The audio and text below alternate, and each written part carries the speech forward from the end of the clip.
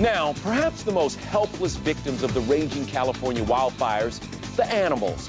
Tonight, meet a man who risked his own life to rescue them in the nick of time and reunite them with their heart-sick owners. Bobby has been roaming the smoky, burning canyon with partner Alec Isbell, who is shooting this video. Their rescue van is one of the few non-emergency vehicles on the road.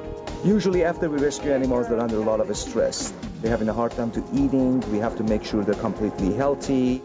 More info is available at newleash.org. And for folks like John Lewis, who may have lost his home in the blaze, knowing his dog Giddy Up is safe is a great comfort. After we evacuated, New Leash on Life has generously agreed to take care of him while we're trying to find temporary housing and, find a place where we can all be back together again.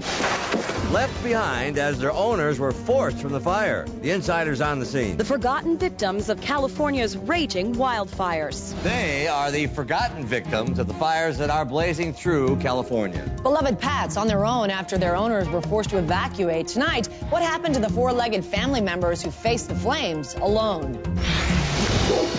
A dog trapped, left alone in a home with the flames closing in. Come on, boy. You want to go for a walk? With his owner long gone and fire all around, a brave rescuer risks his life to save him.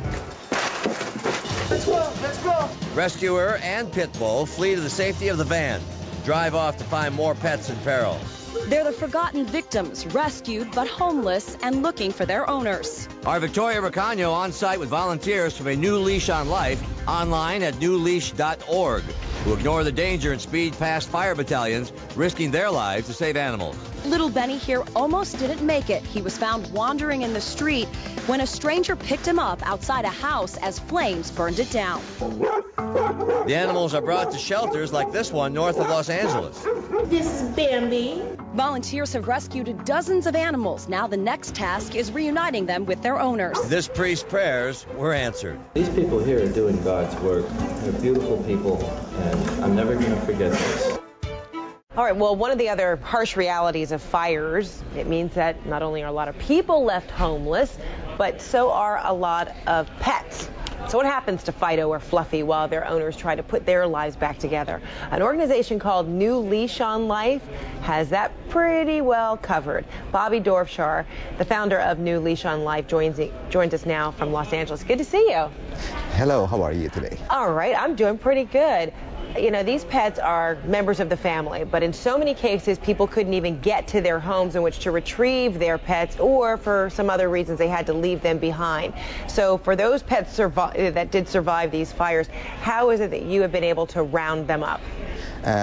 With LA County animal care control unit, being on the field as well, and we get information from public, we would be able to gather as much as the information we get and be able to pull those animals out.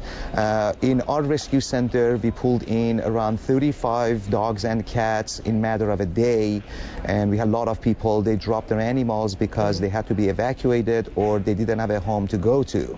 Wow. Joining us is Brandy Williams along with Jeanette Beltran from New Leash on Life. Welcome, guys. Thank you. Good morning. There is so much people need to know about how to keep their pets safe and healthy during all the fires and ashes that we are breathing. Jeanette, thank you so much for joining us. Oh, you're welcome. Thank you for having me. First of all, what do all pet owners need to know?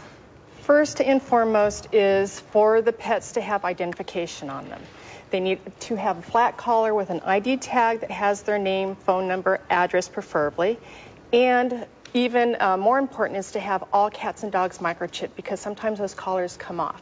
And without a microchip, we can't reunite the pet with the owner.